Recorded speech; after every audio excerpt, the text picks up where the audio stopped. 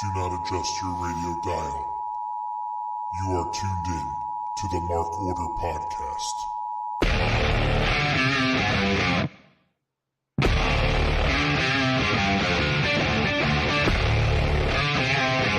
Join the Mark Order.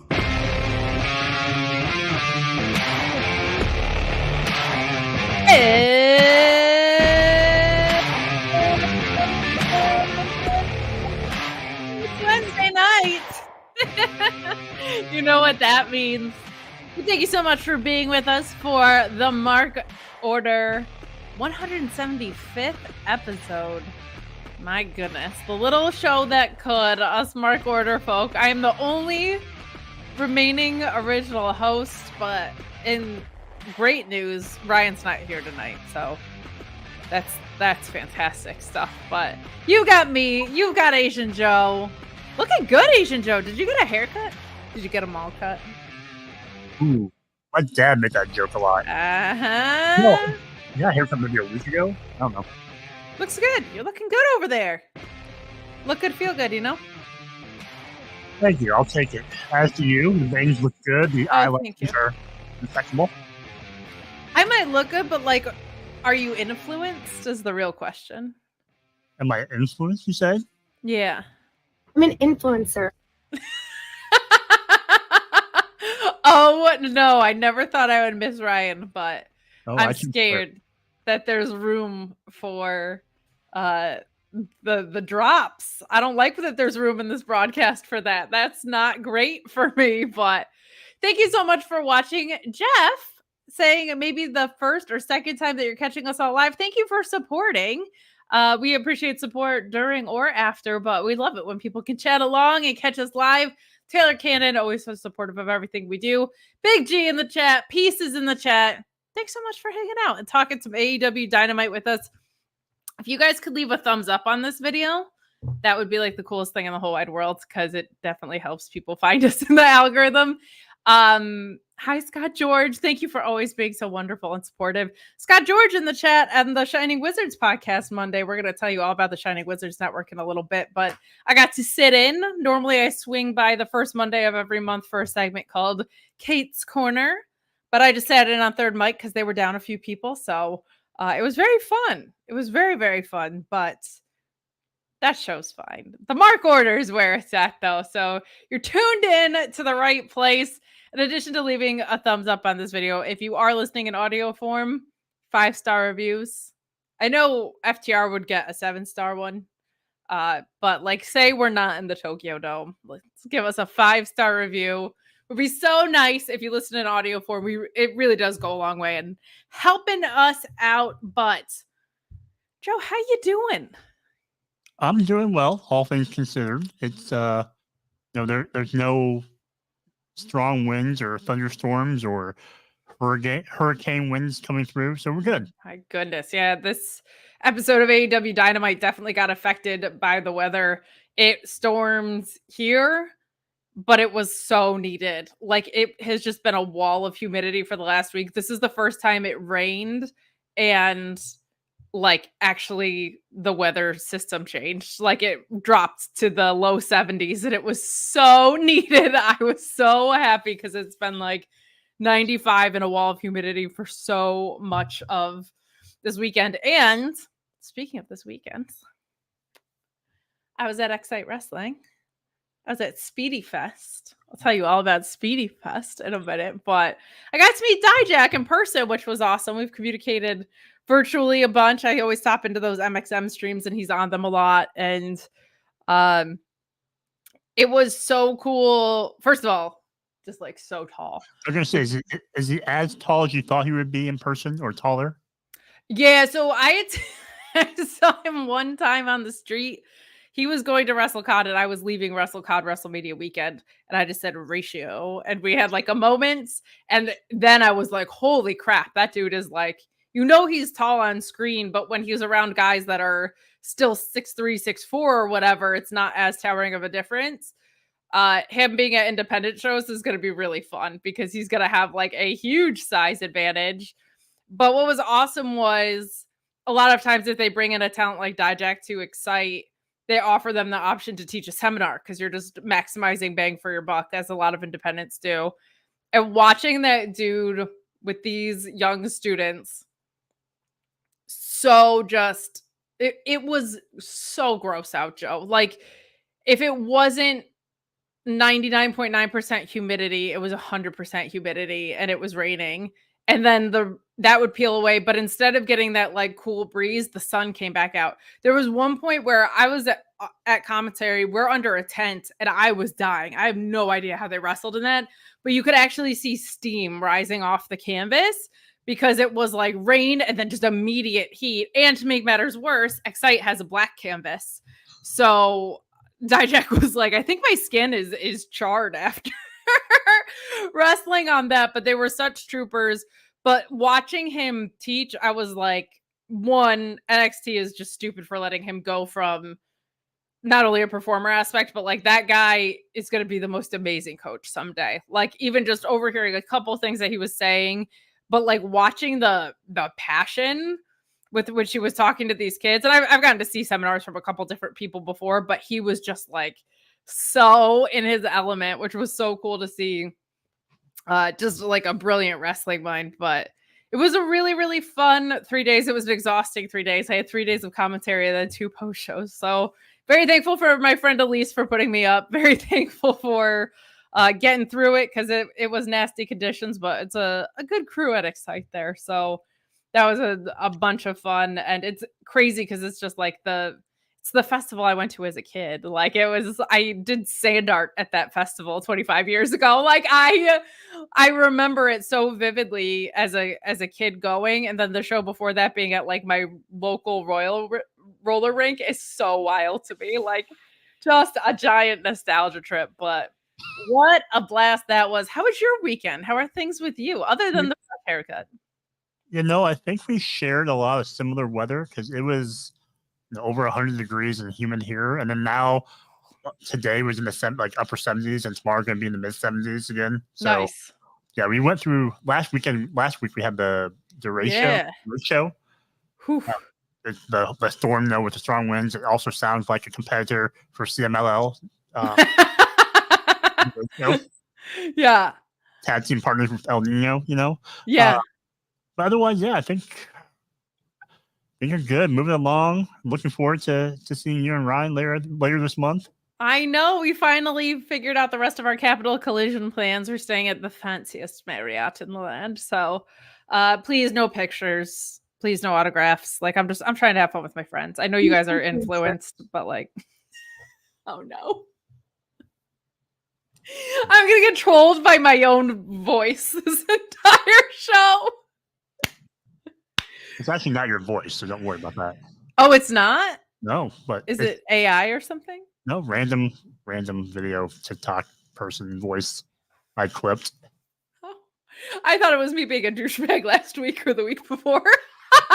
You didn't get back to me for that. I should have. That would have made more sense. Well, there'll be plenty on this one because I keep saying it. But look, if you give me something for free, I'm in. Like, I'm not going to argue with you if it's something I initially wanted and you're like, okay, but what if it didn't cost anything? Like, I'm in. I'll do your stupid video or whatever the fuck you want. But we are going to get into tonight's Dynamite shortly. We've got a couple of news and notes. It's been a little bit of a quieter front on the volume of AEW things. The stuff that's come out has been a little shakier. There were kind of 2 pieces of bigger news this week, which was that there was a Britt Baker and MJF argument that led to a Britt Baker suspension. It sounded like Britt was talking some shit about MJF and Ospreay during their 59-minute and 58-second match or whatever it was, but she was expressing her frustration in front of his partner, Alicia Atut, who works there, and sounds like there was a lot of he said, she said. Other people have reported that Britt used the phrase that Alicia was a stupid fucking bitch, which is not great. But Britt Baker causing controversy basically as soon as she's back. HR escalated the situation.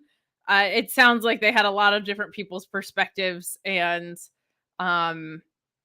that Britt got suspended and Max didn't for those reasons. He allegedly punched a wall as well, but he did so away from the women's locker room. It was said that he barged into the women's locker room.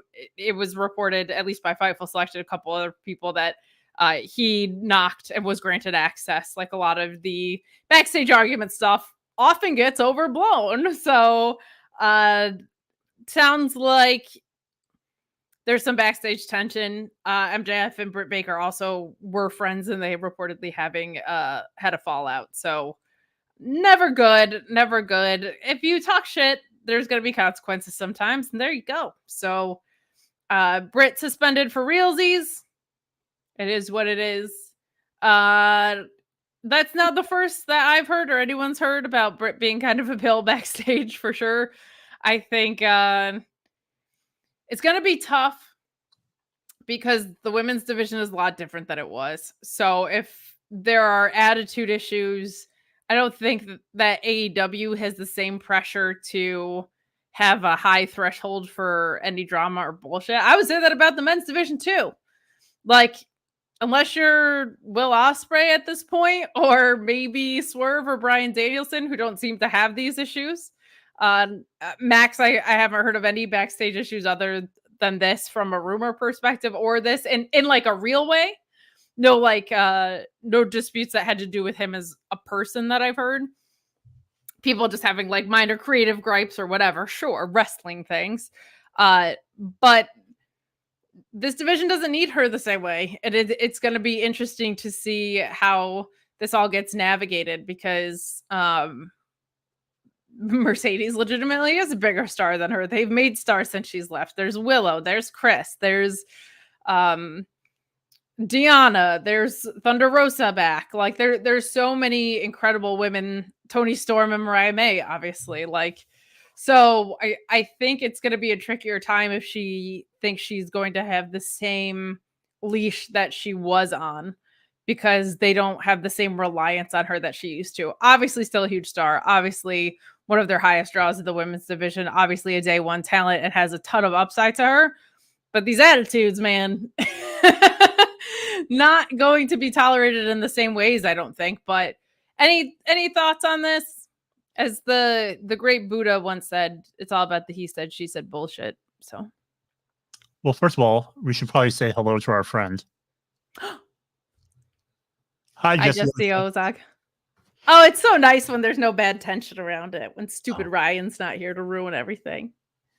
You know, I hearing more about this, and it's just kind of a shame that so much of this stuff gets out. But I guess, you know, that's the world we live in, where everything's so immediate to get out of the locker rooms and things like that. Oh, yeah. I love that there are people that genuinely think this doesn't happen in WWE. Right. It happens everywhere. And it happens in every sports locker room, not just wrestling. Like, this happens all the time.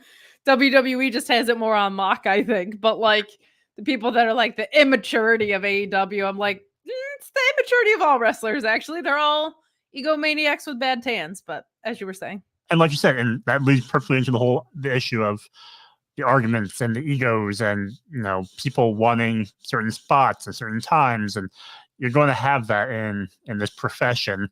And to your point again, AEW is in a different chapter of its business right now. It's been 5 years. We've seen people come and go who were, you know, almost day one people.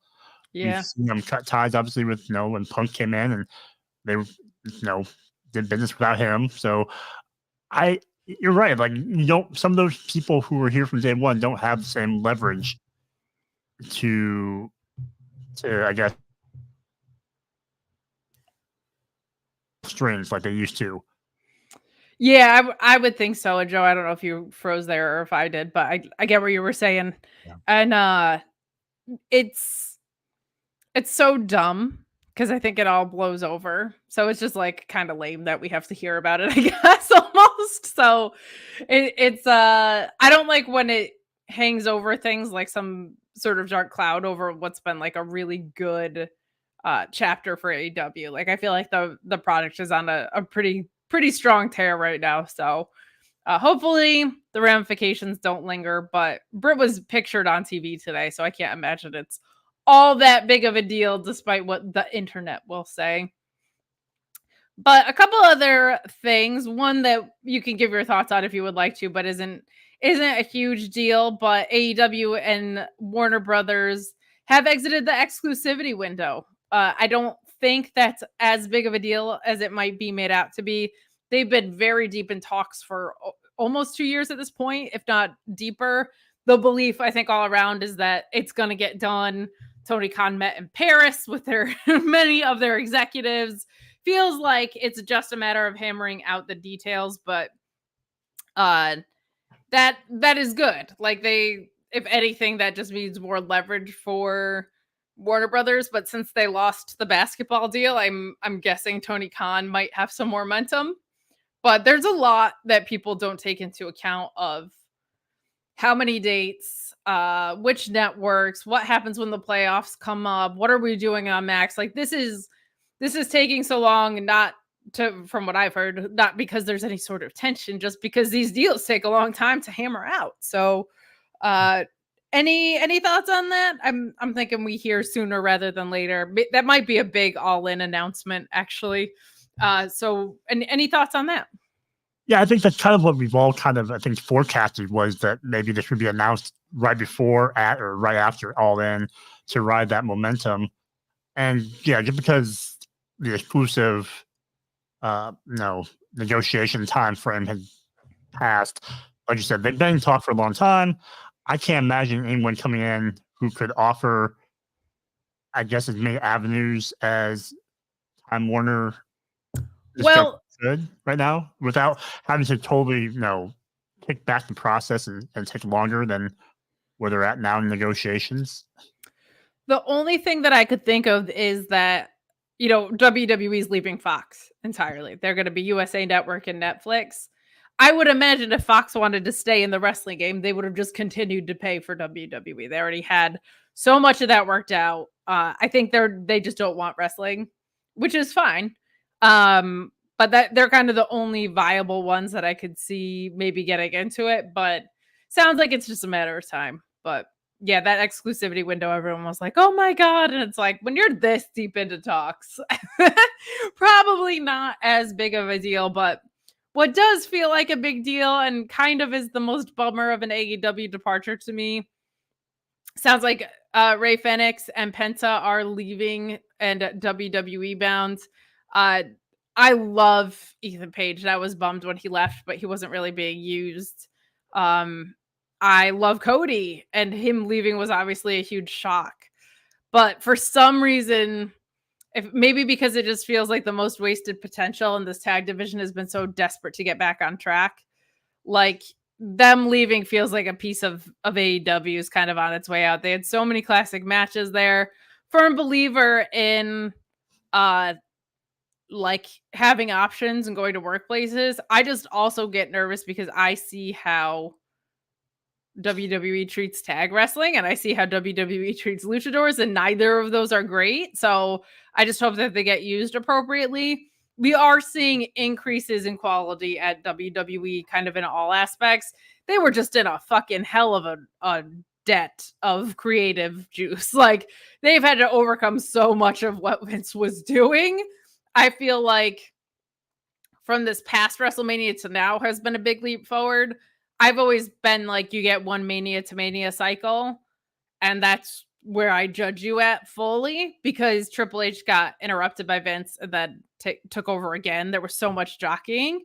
But I'm bummed. I'm bummed that WWE or AEW didn't do more with them in more recent time. I really feel like they should have been in that blood and guts match. Reports were also that they were slated to win the trios titles with Pac at All In. So I just hope they get something really awesome for Pac to be able to do, because he deserves it from everything I've heard about him backstage as a person, for the wrestler he is, for the fact that this is in England. But yeah, this one was a bummer. This one was the first one where it was like, oh, and part of it is I don't think they're moving on to a place that's going to be better for them. I think it's better for Cody. I think it's better for Jade. We'll see if it's better for Ethan Page, but this, I'm like, oh, WWE not great with luchadors or tag teams. Your thoughts on the departure of Penta and Ray Fenix? bittersweet. And, good for them. Make money. Have some more new opportunities to face people that you haven't faced before. So that'll be a little bit more freshened up for them. But yeah, the tag team divisions in AEW and WWE have both been meh. Yeah, lackluster to say the least. Yeah. So I don't want them to be like, oh, if you throw them into a feud with, LWO, throw them in a feud with Legata. I mean, Are you implying that they would just throw them into a team with another Hispanic stable? I can't believe it. Yeah. It's almost like they're a trend, It's almost like that's the only thing that they had for like 8 months. We'll see. It'll also be interesting to see if they go to the main roster or if they go to NXT. They are a little bit older and they wrestle a very specific style, obviously, right? So they may, where a lot of people make pit stops in NXT, they might still do that because they tend to do that with non-English speaking acts and then they get the presentation together now. I would imagine if it's NXT, they're going to have a very short run. They might do that to pop a rating on CW, but like, they're a little bit older. This is going to be a test for sure. Any thoughts about that, NXT or WWE, or you don't really care? I'm more interested in from what you said there, their style and how much you think they'll have to change or adapt to the WWE style. Yeah, that's definitely something that has been on my radar a little bit too. Of like they do some crazy shit. Joe. Maybe that's why they want to go there. Maybe they're like, if we're forced to tone it down, our careers will last longer. But then they just aren't Lucha Brothers then to me. They're just, they're just brothers. They're just brothers. And also, with Pac being by himself on AEW, is Death Triangle just a death line? Like what happened to the triangle? It's just a death line. It's just he's just the death guy. That's it. It's not a shape anymore. He's just the death guy. Death line segment, maybe, because there's like a definitive top and bottom. But it's true. Do you replace them? What do you do? Pac obviously can obviously stand out on his own as a singles competitor. If they wanted to bring him in to lead a couple other people, that would be awesome. I always thought him and Leo Rush would be such an interesting combination together. But we'll see. We'll see what's to become of that. I just hope they have something figured out for him for Wembley because I've only heard wonderful things about him. Not even just like, I never heard a bad word about that guy, or I've heard good things about him. Like, just the best is all I've heard. So some good stuff there, but we're going to get into this episode of AEW Dynamite. Some people in the chat talking about ROH, Wheeler versus Rocky slaps. I love hearing that. Robbie Eagles challenging for the Pure title warmed my heart too. So the ROH product seems to be getting back on track. Nothing reported about that yet, but I hope in the future soon we're talking about that ROH is cooking again. So that'll be good. But before we get into this episode of AEW Dynamite, we're going to tell you about some of the other great shows on the Shining Wizards Network. I mentioned that the Shining Wizards podcast I was on this Monday. It was so much fun. We talked for 2 hours. We covered SummerSlam. We covered AEW. It was very funny for me to be the kind of the most negative one on there. That's not usually the case when I go over there. Not overwhelmingly negative, but the most critical, I think, of some stuff. But absolutely had a blast chopping it up with the fellas. But let's let you hear all about the shows on the Shining Wizards Network.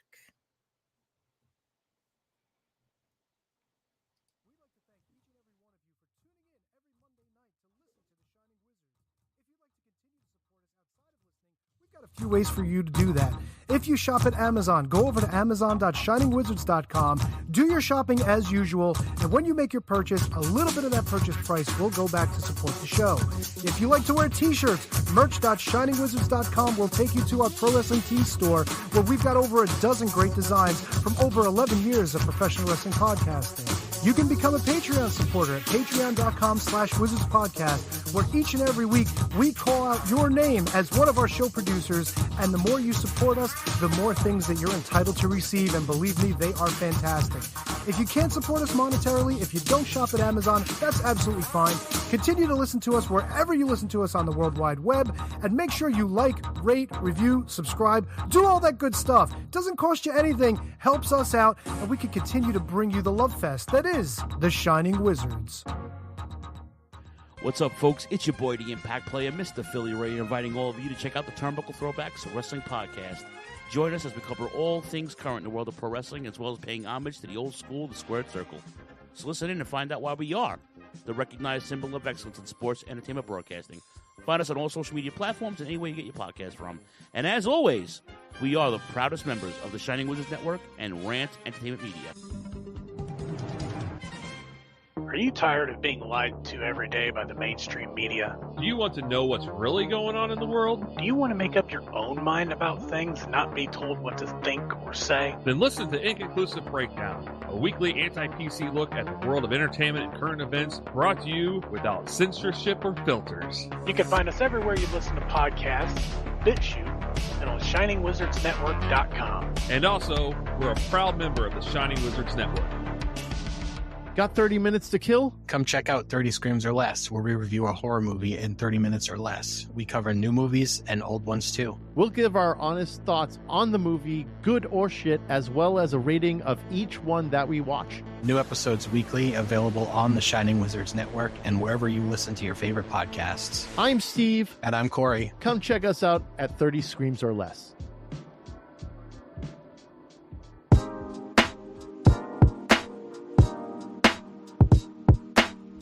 G'day guys, my name is Thomas, one half of the Broadcast Podcast. With our podcast, we go back and watch wrestling events from WWE, WWF, WCW, ECW, AEW, and many other wrestling promotions. You can check us out on Twitter at The Broadcast, that's TheBrokast, and you can also download all episodes on Apple Podcasts, Castbox, Castro, and many other podcast apps.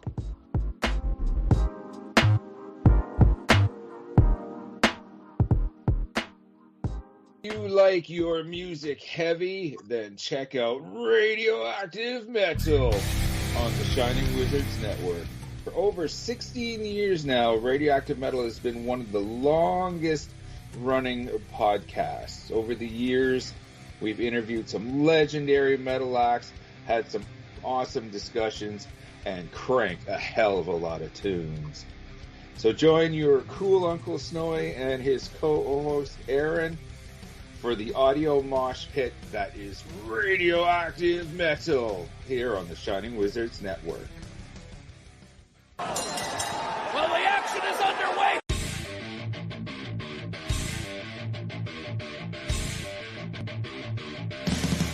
What's up, everyone? When on the Shining Wizards Network, be sure to check out Wrestling Night in Canada. If we're not recording another kick-ass podcast, Or playing in punk bands. Or recording kick-ass heavy metal albums, then we're sitting back, we're grabbing a couple brews, and going over everything to do in the world of pro wrestling. because we're from Winnipeg, you idiots. The Mark Order Podcast is the only show you need if you're looking for dedicated coverage of everything AEW on the Shining Wizards Network. Join us live on YouTube every Wednesday night at 10:15 p.m. Eastern after Dynamite to chat along with the show. If you can't join us live, listen to us on your favorite podcast platform. Follow us on all social channels at Mark Order Pod and use the hashtag #JoinTheMarkOrder, because if you don't find us, we will find you. I'm Kevin Rowe. I'm Al Day.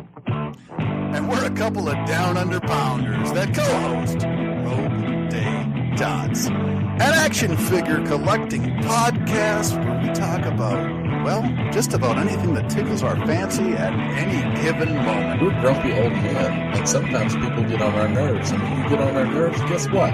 You get off the lawn. Get off my lawn, asshole! We also go on a little bit of a mission.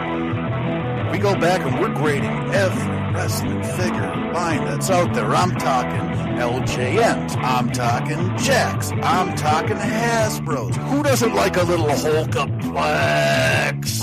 It's is a Gorilla Brain Wrestling podcast production found on the Shining Wizards Network. I'm Duke Bags. Kevin Rowe. And together we are the co-hosts of Your Duke and Road. If you want to hear about some terrible wrestling shows, we got you covered. Well, we talk about good ones, too. We're currently talking about the death of WCW. I know what we're fucking talking about. Sometimes we get guest spots, like from the Taskmaster. I like to listen to the Your Duke and Road podcast. They're funny guys. That I like when they talk about the Nards plows. I like Nards plows. That's a good move. And I like the Dungeon of Doom. You know, sometimes I call my butt the Dungeon of Doom. Thanks, guys. Oklahoma. Let me tell you a little bit about my favorite wrestling podcast. All right. It's a podcast for two men, Duke Bags, Kevin Rowe. They talk about professional wrestling. It's a man's sport. All right? And who better to talk about a man's sport than Duke? Oklahoma. And once in a while, Vince Russo stops by. Oh, you piece of shit! If you're not listening to the Your Duke and Road podcast in the back with the boys, you piece of shit, I don't know what you're doing. It's, you gotta slide one in there. If you're a man, you're talking about something only a man can do. You're talking about sliding one in there. Bro, take the time to slide one in there. All right, bro, you piece of shit. Slide one in there. A Gorilla Brain Wrestling podcast production that you can find on the Shining Wizards Network. I'm still muted. There we go. Thank you so much for hanging out on the Shining Wizards Network with us. Joe admitted in the chat. I'm gonna give people a peek behind the curtain here, okay? I'm gonna let them know of your severe mistake. Joe said, now that I'm thinking, you were right. I totally got it. What? Yeah. Okay. Moving on. Let's talk about how. Don't you dare what chant me, sir. Okay. Look, I wouldn't have known because you said it's been about a week. That could have been anytime between Thursday and now. That's a fresh haircut to me, buddy. All right. Yeah. But let's dive into this fresh episode of AEW Dynamite. Hi, Kylie. Hi, Second Lieutenant Colonel Photo. I hope Rampage is fun. I hope everybody is safe in hurricane weather. But I'll tell you who was not safe. And that was Kyle Fletcher. He was not safe. For the great American patriot, MJF, who comes out sporting some incredible patriotic gear. He does something that heels don't do often enough. He just immediately rolls out of the ring, getting under the skin of the opponent, and the crowd gets in, and Fletcher just immediately kind of takes control after that and had a really, really good showing in this match. But MJF targeting the arm the whole match.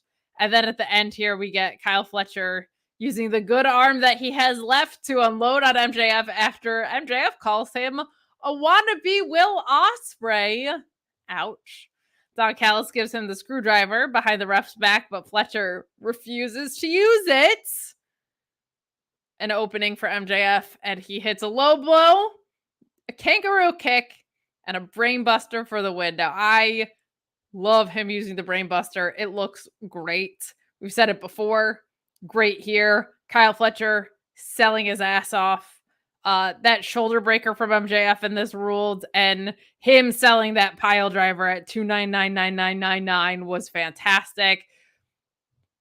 I feel like there's this thing that happens in wrestling where everybody's favorites eventually get to this point where they get called overrated. And I feel like that happened with MJF. The double angle didn't go as planned because everybody in it got injured.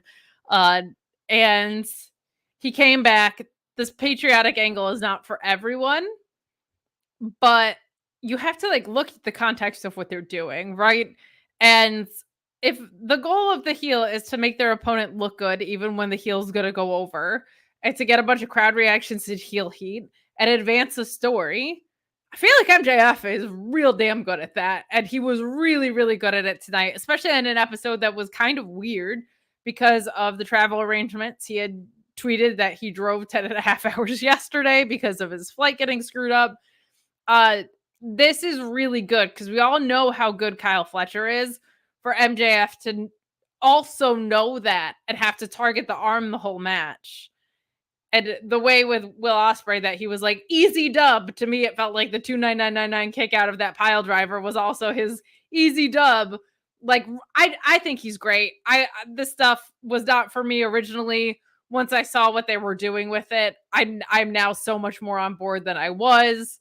That American title is hideous. I'm actually having a blast with this now as soon as I realized, oh, he's going to defend the belt internationally at CMLL and at Rev Pro in these places. And he's going to be Mr. He thinks this country is great, but that everyone in it sucks. Like I'm on board with that. It's a fresh take on that kind of heel. So I'm in on this, and I thought this was a great opening match. I thought Fletcher showed out. Could have looked a little sluttier for sure. Like we got that crop top last week. I feel like he could have looked a little sluttier tonight, but no complaints other than that. Feels like the Don Callis family might be breaking up. I hope. What are your thoughts on this match and kind of the implications with Don Callis? First of all, to talk about MJF, I feel like even some of the stuff that doesn't quite hit is still consistently pretty good. I mean, I feel like that's his floor. And then he has his really high, incredible moments where, he looks like one of the best, smartest wrestlers in the world. So I think he's consistently solid and really good at what he does, helping himself and then helping his opponents. Love the gear. It reminded me when I saw the gear, it reminded me of like the Lex Luger from like the Lex Express era of his time. Yes. That's what it reminded me very much of Luger back then. That's what I kept seeing in my head. But that's a great shout. That's a great shout. I like the fact that between the two, you have Kyle and his black pleather pants, and then you have this all-American Max, who's the heel in this, and the guy wearing black in the face. It was just very interesting, that dynamics. But to your point, I like the arm work that MJF did, and it was a nice follow-up to Collision where Fletcher's arm got worked over there. So I think that was a nice little continuity. By the way, I thought the match was really good. It helped cement Fletcher as a main event caliber guy as a single wrestler, seeing that he can kind of go into these matches and have the kind of matches with Max and other people. I think you called my one spot with the shoulder breaker. I mean, we can pretend I didn't if you want to call it out. Joe, any spots you want to point out in this match? Other than not, I haven't really learned to use the screwdriver by now. Like, if it's offered, we know what happens when you don't use it. It's true. Enough. And also, that screwdriver was incredibly long, I thought. It kind of was. I was like, what kind of screws are you using on a regular basis? My God. What are you screwing, Don Callis? I got questions that I don't want answers to. But do you think that Kyle Fletcher is actually a face, or is he a sheep in wolf in sheep's clothes? Man, dyslexic even when I'm not reading. Wolf in sheep's clothes. And gonna turn on Ospreay. Do we think that's where this is headed? Is this the breakup of the Callis family? Is this him legitimately being in the corner? Is Mark Davis coming back and calling him back to the heel side? Where do we sit with where we think Kyle Fletcher's going? And that's the thing that my gut initially said, oh yeah, he's have a face and he's gonna be buddy and break away from the Callis family. But at the same time, I could see, being employed to play on his tide with Ospreay to get that title match with him, and cashing that favor that Callis said that Ospreay owes him.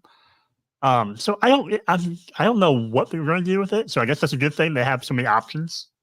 Yeah, and I will say they have an opportunity to break up the Callis family with Takeshita being at the G1 and stuff too. Like with him just being off screen. If Kyle Fletcher is sick of Don Callis, if Ospreay's already left, like there's a way to just kill this faction that never really worked. So I think there's good to be had there.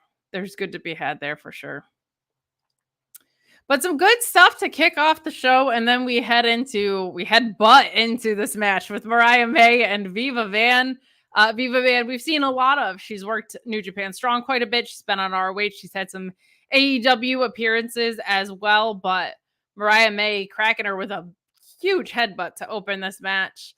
And I love the ending that we get here. We get a running knee into the Mayday, into a Storm Zero for some insult to injury. But I thought this was going to be a squash, but this was good. They let Viva Van get some offense in. I'm sure this probably got more time than maybe they were originally planning because of the access to talent issues with this, but perhaps that was the plan all along because Viva Van's like kind of a bigger independent name. But Mariah May gets handed a gift post-match, and it's a photo of her and Tony with Die Mariah Die written on the back of it. Reminded me very much of a Ray Finkel photo from Ace Ventura with this die in the lettering that was there. But Tony Storm rushing from out of nowhere like an RKO, but the officials prevent her from using the shoe on her imposter there, Miss Mariah May. But not a ton in the match. I love that she used the Storm Zero as like a little bit of an insult to injury situation. Your thoughts on this ladies match? Well, first of all, I didn't really think about the Ray Finkel Dan die. That movie is too easy of a recall for me, like more than it should be. No, like how that whole movie, it's all laces out. Yeah. Usually just have tits out. That's what. Oh my God, is this just Ace Ventura presented differently? My God. I had the same thought. I thought it was going to be a squash, but I think it was good to give Viva Van that time, especially coming off of challenging for the CMLL championship. So it's probably good to keep her looking strong. I can never get over Mariah May's drop kicks. Like insane. Whether they're off the rope or off or running, they look like they kick the soul out of a person's body. I don't know how she does them, but they always seem very impactful.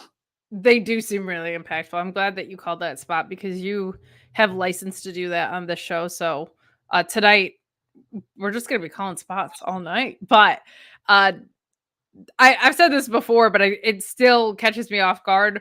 Her almost diva era look with her moveset is such a fun combination because we've just never seen that. And that's not to say that there were divas who couldn't go, but not ones that kicked the shit out of you. Like that's like, we haven't seen a lot of people with this aesthetic and this strong of character work and these exaggerated expressions and everything.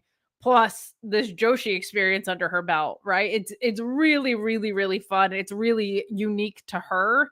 And she is someone that since she's come into AEW has just been raised perfectly. I feel like this has been so great. Tony Storm just getting more unhinged minute by minute, I think is so fun. Well, let me ask you then, where do you see this match going at All In now? So this is what's tough. I think Mariah May definitely wins. Mm-hmm. But with Tony Storm, it's kind of where do you go from there? And if they want to just take her off TV until she's ready for a rematch, I don't think that's a terrible idea. She has been a stalwart with this entire thing. She's worked Dynamite, she's worked Collision, she's worked pay-per-views, she's given great promos. She's Lord knows how long she's in makeup for this shit. Like she has done so much work and it's been going on for a while. And so if they want to pull her off screen so she can have some time off, that's not the worst idea because I don't know how much more unhinged she could get. But her coming back for her revenge at some point, whether she wins or loses, I think could be fun. I think it could be very funny if she loses and just comes back as regular Tony Storm. Like, hey, what's up? Like, just no sells everything that happened to her. I've said that from the beginning that I think that would be a hysterical way to go about this is just to like, what was it, Bob Newhart, where the whole series was a dream, famously. Like, that I think could be really fun. But the number one idea that I kind of cooked up with Alex Pulowski on this is you need to have her unable to come out of her room, except Dalton Castle is her Liberace and can occasionally play piano to entice her to come out of her room, as she is just she's inconsolable, right? Like You could just do 6 weeks of vignettes of just that, and I am so freaking sold on that idea. But I think Mariah wins. I'm intrigued by what is next for Toni Storm because I feel like there's so many ways you can go. Do you have any inclinations on that? You know, at the very start of this, I always thought Mariah was the shoe-in to win. Yeah, me too. I was like, if they let this breathe as long as it needs to, because they hadn't had that patience before and now they do, she's got to be the one too. But like now, I know, I think my gut still says that Mariah's going to win, but I like that what this has done with the Thomas Tony character as far as kind of freshening it up a little bit instead of the same thing that we've gotten, for the last few months. Yeah. Like you said, she's unhinged. She's this, we don't have the black and white cinema as much anymore. Her look is different. It's just a little different presentation of her now. So I like that it resulted in kind of a freshening up of the character. It did. And hysterically, like she's a baby face now. Like it's so funny to me that she is a mentally ill woman who doesn't know what era it is.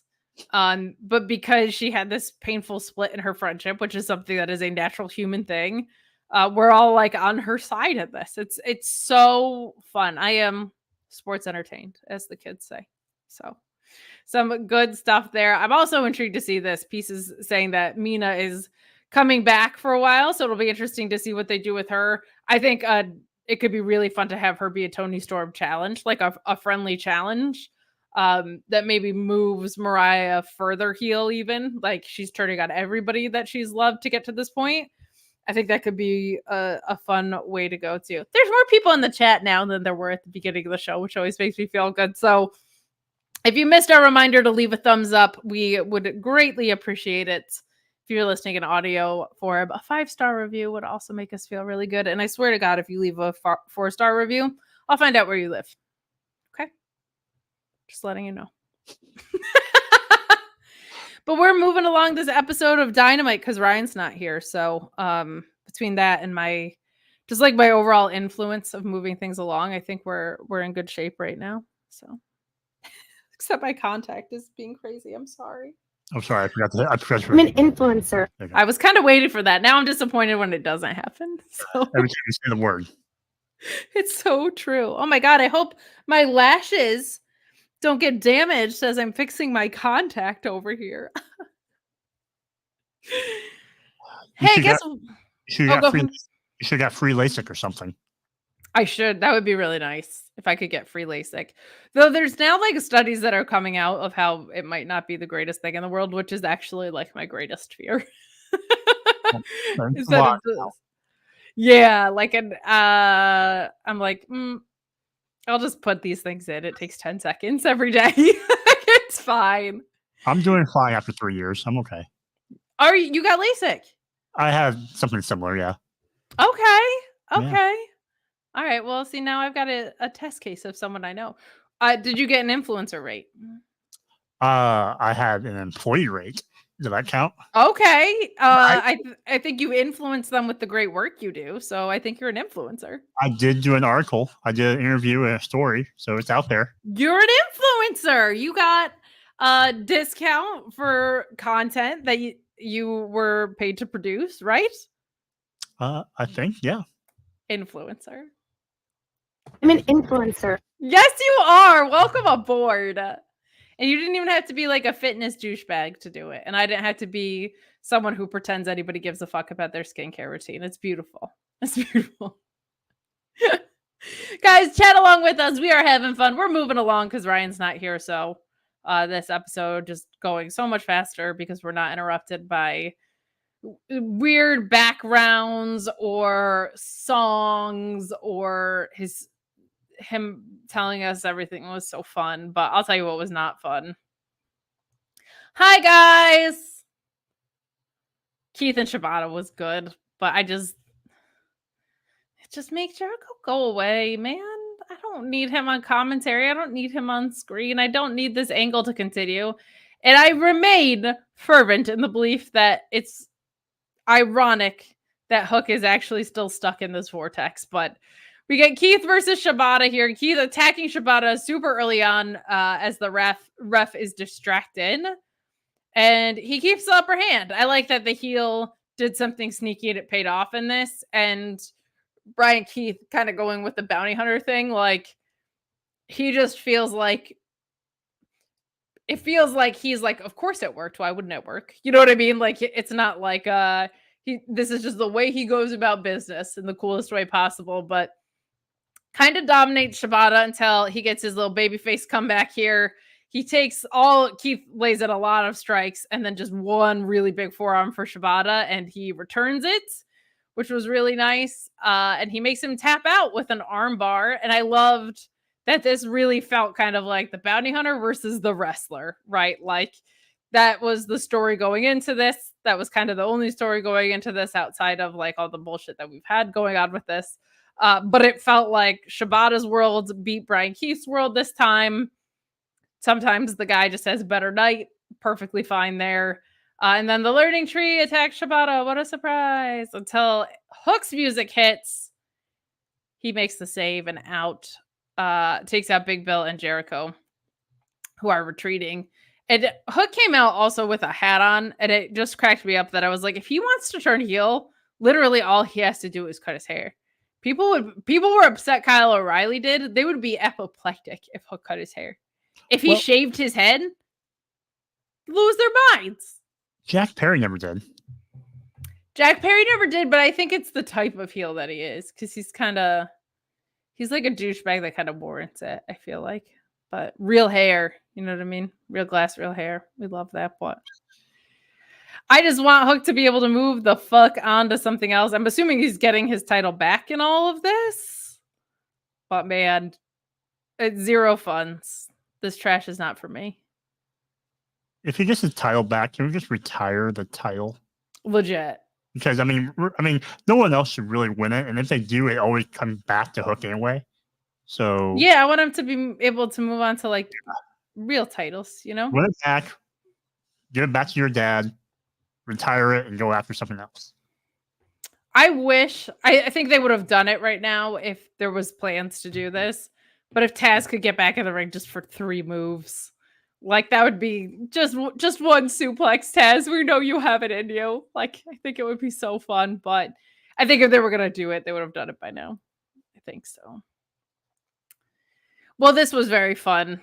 This was definitely a thrown together because of the weather seeming match, but they did something really fun with it. We've got Orange Cassidy, who's interviewed with Renee backstage, and Renee points out that Orange Cassidy's teammates couldn't really make it today. And he says he got a couple of local kids to help him out and asks Renee if she could wrestle. And she says no. And he says, I wasn't going to let you do that. But I just love Orange Cassidy. But the 2 local kids he finds are this up and coming outlaw mud duo, FTR, which I thought was so fun. They came out like in their denim jackets and their sunglasses. I loved the way that they played that off. What a cute little piece of business here. And they're facing Roosh, Roddy Strong, and Beast Mortos. Roosh and Beast Mortos for the titles, please. Like, just have them win the tag titles. I don't give a fuck about the rest of this. Young Bucks aren't defending them. FTR, we already know how great they are. The Acclaimed suck. Like, just put them on these guys. These guys fucking rule together. I want them to be a tag team and win the titles so bad. But we get the Kingdom interfering from the crowd while the referee is distracted here. In the beginning of this, you have Roddy Strong getting double teamed by the OC and FTR. So kind of turned about being fair play. Only in the Faces situation, it was legal, and it was not in the heels. But the Faces making their comebacks, and both teams just kind of going to their best hits here. Really, really good stuff. But FTR hits the Shatter Machine on Roosh to pick up the win. Don Callis is so upset. Lord Almighty, do I not need that guy on commentary? He's just bad. And the Acclaim show up and seemed like it was going to be a promo exchange, but it turned into a brawl because nobody wants to hear Max Caster rap because he actually sucks and he talks about sexual assault as a babyface. But it feels like they're kind of more serious and a little bit prickish here. My complaint was this is what I was complaining about last week. I know you weren't here, Joe, but they won this eliminator match like 400 years ago. And the Bucks have not defended their title. And I'm like, why the fuck do they care about FTR right now? Like, go get the tag titles, idiots. Like, I know why in kayfabe I know why in real life that's the case. But why in kayfabe are you going after FTR instead of the titles that you won an eliminator match for 100 years ago? Makes no sense to me. But Dax was like, we could have this promo battle, or we could fight because we're real men and men fight about things, which a lot of people think is toxic masculinity or whatever, but I actually appreciate that. Sometimes you gotta punch a dude in the head. More people should do that to shitty people. I'm firmly on the belief of beating up bad people. Like there was like that GCW perv photographer, and I was like, they should just let Brandon Kirk beat the shit out of him, and people would stop doing that if enough of these guys beat the shit out of people. I am an advocate for violence in specific situations. This was one of those situations, particularly in a pro wrestling ring. Your thoughts on this match in this segment? I thought it was an inventive way to fill up some TV time tonight.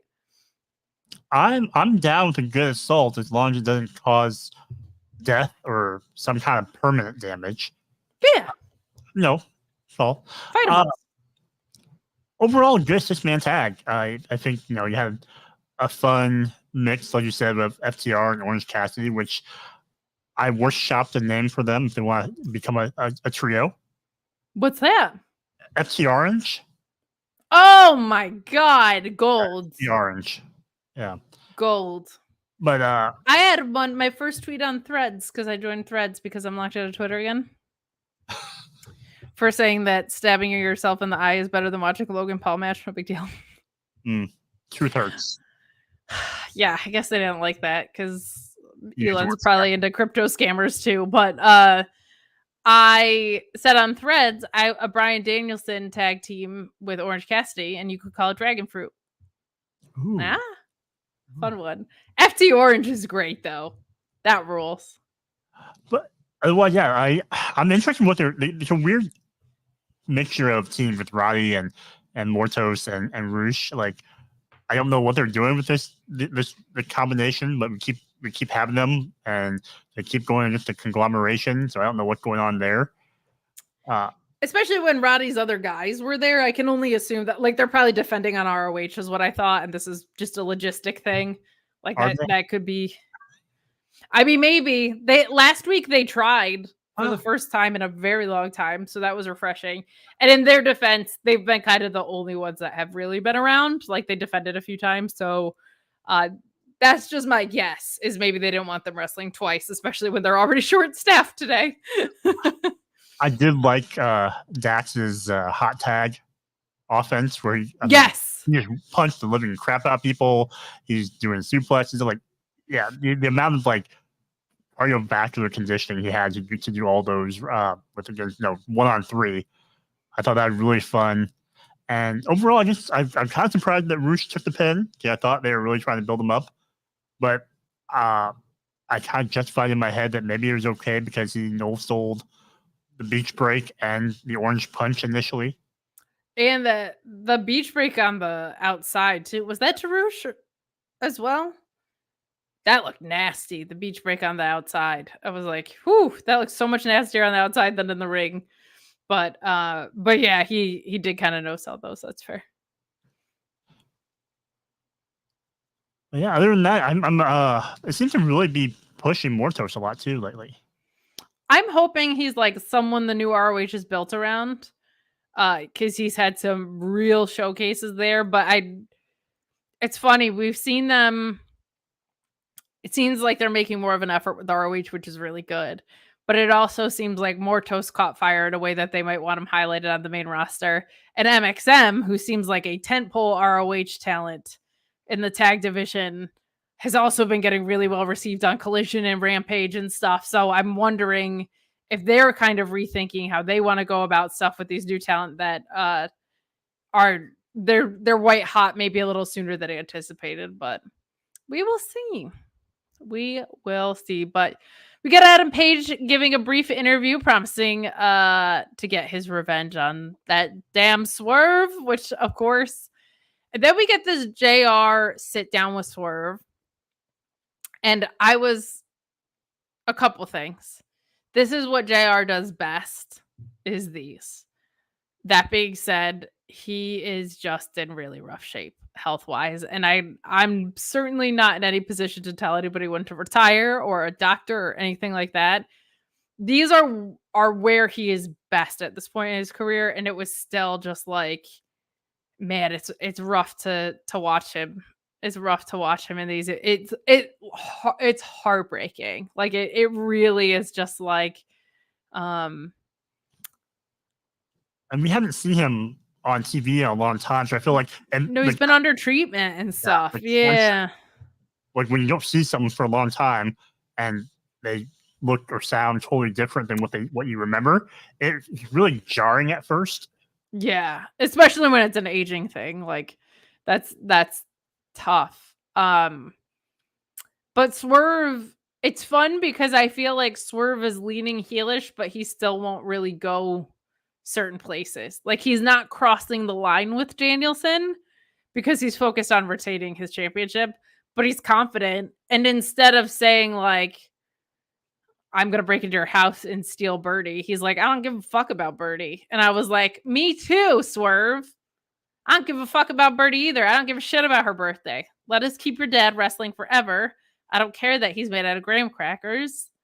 So, but I liked that they did that, but it was so funny because I was watching it and I was like, Swerve is the champion. Why is he not on in the main event more or opening the show? And then sure as shit, we get him closing the show later.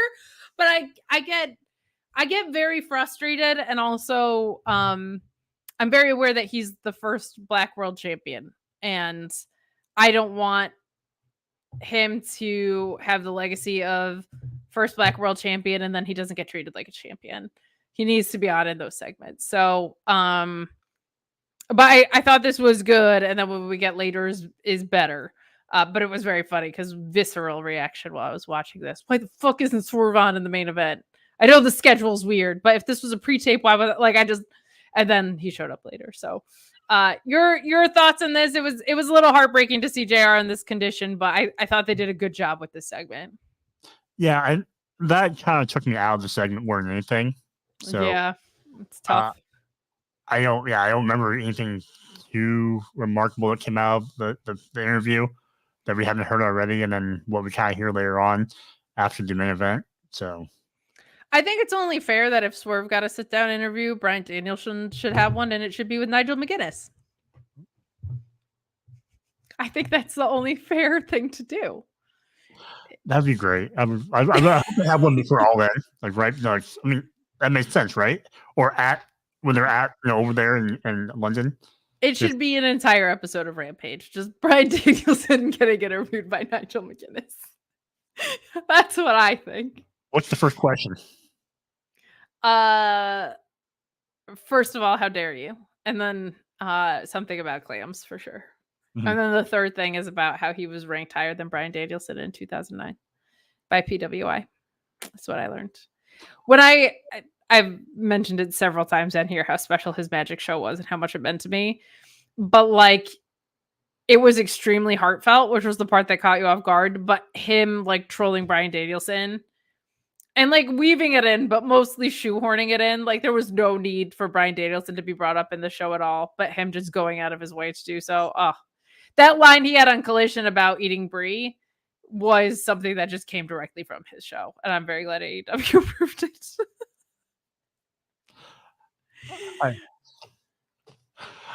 I appreciate the commitment to the bit. It's great. It's great. Well, we move on to some more women's division segments here. And I got to say, we are so regularly getting 2 matches, 2 to 3 segments, whatever. And it is awesome. It is awesome.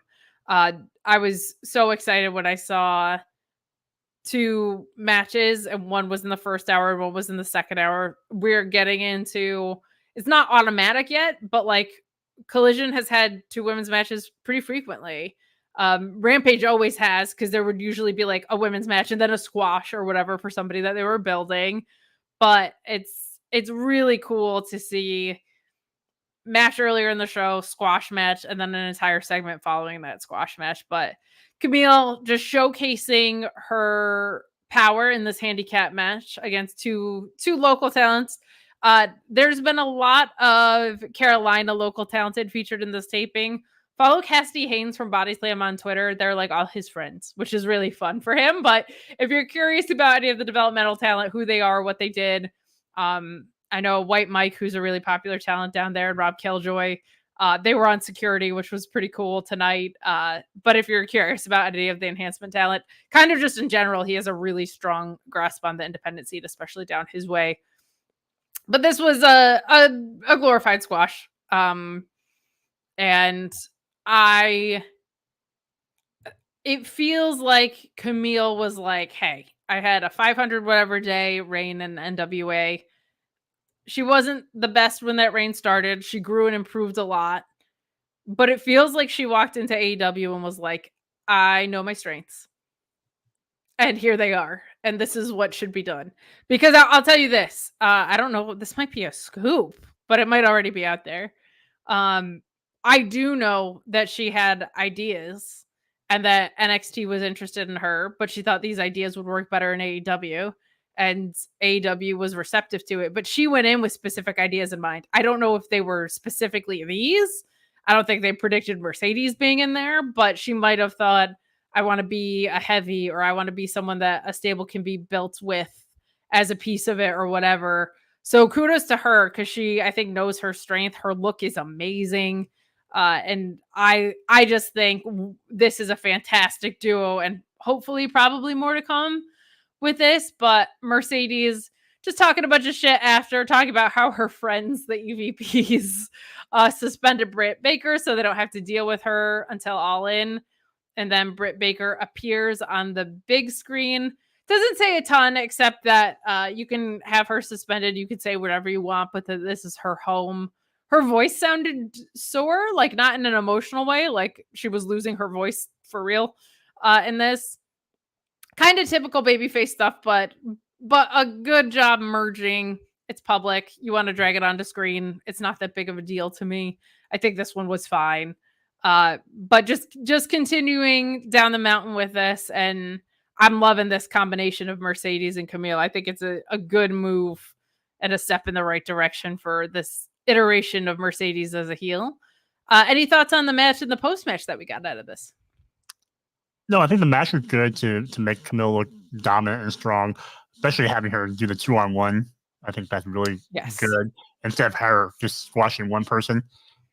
She looks. She gave me that old like when Chyna got introduced as the heavy, big time, big from time. From her, the way her demeanor, it's just very, very similar to me. And I didn't know, has she always been the Brick House? She has. It was her last name for a little bit. She was Camille Brickhouse. Brickhouse, Camille's like, oh, okay. I mean, she's a brick. No, she's mighty. We get it. She's mighty. But otherwise, yeah, I think Mercedes should know better than to say someone's name and they appear. And that's what happens when you say I appear via video because I'm actually suspended. I appear via video because I'm actually suspended. You just got like a Ryan segment. I interrupted you with songs twice. Right. No, I know. I like how they say there's satellite. I'm like, literally pre-recorded. But no, what? Come on now. Like you said, it's a good way to blend the lines of, the real world and wrestling, and to include her on TV, but not include her, I guess, physically. So.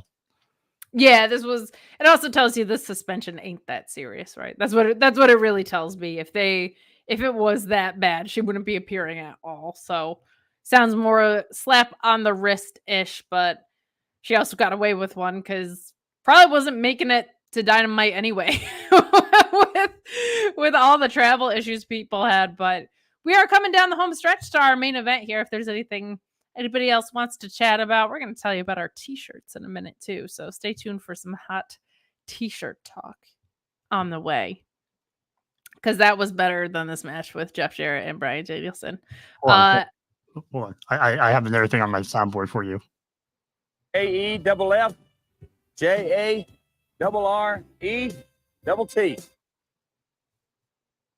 That was for me, Joe. Was it for me? It was. Oh, thank you so much, Joe. Gentleman and a scholar. That's me. So, I don't mean to alarm anybody, but guess what happens right as this match is starting? Jeff Jarrett attacks Bryan Danielson with a guitar, of all things. Can you believe that? Never seen that before. Never seen it. Never been done before. Incredible. Awesome. Incredible. We do have Ricky the Dragon Steamboat on commentary. And this becomes a plunder match. Oh my God. Concession stands. Yay. How many of those has Jarrett been involved in? I feel like he's been involved in multiple. The men's one. 47. Sounds accurate. There was the deathmatch one, the one with Eddie Kingston, because they were just anywhere around Tennessee. Like they were just within 3 states of Tennessee. It was like an 8-hour drive or something. This was ASS. This was not good. It's a plunder match. Bryan Danielson tried and he wins. I do like the ending. The Psycho knee with a chair always just looks so bad. And what's I think most people know that my sister doesn't watch wrestling, but I talk at her as if she does. She thought Psycho knee was me saying a psycho knee. And I feel like the Psycho knee with a steel chair should be a psycho knee. Like that's just it's taken up a notch by that. So I'll say this. On a day where a bunch of talent couldn't make it and the live crowd was probably thinner, it was probably cool that they had this for a live experience. Like, you're sitting there, you had tickets and a bunch of talent couldn't make it. Like, that's a bummer. Thin house, the energy's probably not the same, but like that's kind of fun. Like, it's kind of fun if they're going to the concourse and throwing mustard on each other and bullshit. So that part's good at least, but this was not a good match. The stroke that Jeff Jarrett had was not great in this, but I don't know. It did what they wanted it to do. I still think it was stupid, but any thoughts? It was still, I mean, going back to your comments about the weather and the roster, they still got Danielson, you got Ospreay, you got MJF, you had Mercedes. And I feel like they still got a lot of star power in there for being a light roster for the weather. They really did, actually. Yeah, they did a good job of that. I think a lot of people come in the night before for stuff. I know MJF had said that he had driven, but like I think a lot of people popped in. And having FTR legitimately live there is right. Cool. So, but the match itself, I don't have a whole lot of notes in my head or written down on it. I felt like being a anything goes match is going to be kind of a good match to mix wrestling with some, throw things at people to help kind of protect one another so you're not risking a whole lot of injury going into All In. I think the one spot I really liked was Danielson doing the spider suplex in the corner off the turnbuckle. I saw the spider suplex. Yeah, that was pretty rad. Why don't most people, if I was doing a suplex, I'd be doing that. I don't want to deliver one and fall on my back and knock the wind out myself. I don't know. That's a good call. That's a good call. But other than that, I'm glad this is over. I know they tried to make it into a story of the ON tournament and everything else, but it really just felt like a match where I don't know if Bryan and Jared's like, let's have a match together before you quit full-time wrestling. And here's how we're going to do it. It felt that way-ish, and it also felt like they just were getting all the juice they could out of this 9-minute interview that he did a month and a half ago. Like, who could fucking care? But the match wasn't good. Like, this, for Bryan Danielson not to have a good match is not great. But is what it is. But here's what's funny. So after the match, Swerve comes out, talks a bunch of shit, and he says maybe he needs a tune-up match before the next week. and my stream cut out right there. So I don't know if he announced who it was for next week, but I also didn't have time to Google it between moving my stuff in there and in here. The $7 Taco Bell meal. Oh, okay. It's Jack Perry. Yes. No, it's Wheeler. So. Oh, Wheeler. Okay, that's cool. That's very cool. Wheeler went to the ring to check on Brian. That makes sense. So. That makes sense. I like him picking Wheeler off of the Blackpool Combat Club for a match. That's a good one, especially since he's kind of like the child of the group. He's like, I'll toss you around for a little bit. That's cool. For a guy who has no L's in his name, he takes a lot of them. It's true. It's very, very true. It's very, very true. But that was our episode of Dynamite. We got through this in a record time, I think, which means we're gonna tell you about our t-shirts for 45 minutes. Okay, maybe not 45 minutes, but we will take a moment here to tell you about the Mark Order podcast store that is on Pro Wrestling Tees. You can head over there, check out our 4 beautiful designs. You have the regular ones, you have the 2 double-sided ones on the right there. Some nice classic standard designs. Maybe we'll freshen those up a little bit. Maybe we'll intentionally release the chase version that was on the gray that Joe copped when he was just a fan of this here influencer that you see in front of you. I'm an influencer. But so are you, and yours was more expensive than my lashes would have been. So well played on that. But please, if you're picking up other wrestling merch, I don't know why you would. AEW's designs are terrible, but if you are, please consider us in your purchase or head over there, buy all 4. Beat shipping with just Mark Order swag. You can wear them to work 4 days a week, and then on casual Friday, you dress up to keep people guessing. You don't want to be the predictable guy at the office. You want to change it up a little bit. Maybe you're like the wrestler CPA and you want to wear them all at once. You just rip them off. Maybe you want to put Hulk Hogan in the ground, so you rip off your shirts. I mean, don't tear through them. But then if you do, you can always just order more at ProWrestlingTees.com. My goodness. Great stuff. Great stuff at ProWrestlingTees.com. Piece is saying, can we talk about how ZSJ and Evil had a match of the year contender? ZSJ getting good matches out of Evil, and Jake Lee is why he's the fucking GOAT. And Joe and I are going to see him at Capital Collision. We're also going to see the rest of TMDK. There are another contingent of TMDK there, and Shane Haste and Mikey Nichols, who are facing Virus and Hechicero. And Shane said they've got great immune systems, so he's not worried about facing Virus at all. I love those guys so much. But we are going to have so much fun at Capital Collision. If you're going to be there, please say hi. We only charge $20 for an 8x10. We're very reasonable in that. We like to give back when we can. So we'll bundle them. We'll sign them. We're there for the people, really. But please don't.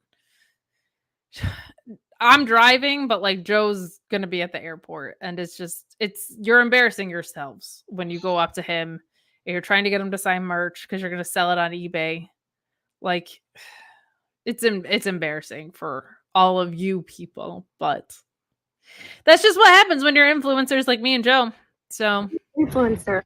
Yes, we are. Yes, we are. But before we get out of here, I'll plug our Mark Order stuff since Ryan is a coward and didn't show up tonight. But you can follow us on social media at Mark Order. I'm trying to devote some time to maybe freshening things up there a little bit too. But Ryan's so great on Twitter about interacting with people. Just don't be an asshole, and he will interact with you. There's a lot of really fun conversations that he has. A lot of really great people in this space who aren't getting themselves locked out by saying it would be better to watch or to stab yourself in the eye than to watch a Logan Paul match. But those reasonable people are interacting with Ryan. I am fortunately not one of them. But we gave you our t-shirt link as well. We're on Instagram and TikTok as well. So please follow us on social media. But most importantly, if you could subscribe to this YouTube channel, that goes a long way in helping us. So we would very much appreciate your subscription. But Joe, where can people find LASIK eye surgery influencer and fresh haircut fella, despite his lies, Joe? Sure. I guess you can find me on social media at _Asian Joe. I still do have a serial review blog. I just haven't done anything recently. I think there is a serial coming out later this fall with the Kelsey brothers. Oh, interesting. Okay. I'm waiting for that one to drop, and I'll do that one. I love that. That sounds like a lot of fun. Well, you're running from the grind, so if you want to see a bunch of old posts, Joe. No, it's a very, very cool thing. There's nothing else like it that I've ever seen. So check that out. Follow Joe. Just be respectful when we see him at Capital Collision. Okay, no, it's like, oh, big celebrity, but let's relax. You can find me just influencing. That's all I'm doing these days. I'm mostly doing it at Miss Kate Fabe on social media. You can find me influencing my way through Fightful every Tuesday, Thursday, and Friday on the main channel covering NXT, ROH, and SmackDown. On Fightful Select every Monday for your Raw Sour Graps review, and every PLE and pay-per-view as well that I'm not doing on the main channel. I'm on Fightful Select for, but Wednesdays right here at the Mark Order podcast, I will be back in the upstate New York area for Excite Wrestling. A lot of fun stuff going on. We're going back to Skate Estate. We've got a couple of double show weekends, which means I can go to the pay window twice, which is really fun. So if you are in the upstate New York area, we encourage you to check out Excite Wrestling. But very excited to see Joe in person. We've only gotten to meet once. More than once, Kate. We've done it at least twice. Well, one weekend, right? True. Okay, I guess when I saw you in New Jersey, it probably would. No, we saw each other for a couple days in New Jersey. That was the only time, right? Denver. Oh my God, Denver. What am I saying? That was like a year ago. Benita, come on. I dragged you to watch me pick out vinyl for like 2 hours, but my God, what am I thinking? We experienced Casa Bonita together from the outside, but still, I can't believe I forgot about such a Hallmark adventure in my life. That was just about a year ago. Who forgets things? Jeez. Certainly not me. Not me. Not all the time. But please, if you're at Capital Collision for real, please come say hi. We unfortunately, I think we'll have Ryan back next week. So our apologies for that. But for now, we're going to get out of here and what might be a record short show. We appreciate you so much for tuning in. Leave a thumbs up on your way out. But for now, goodbye and good night.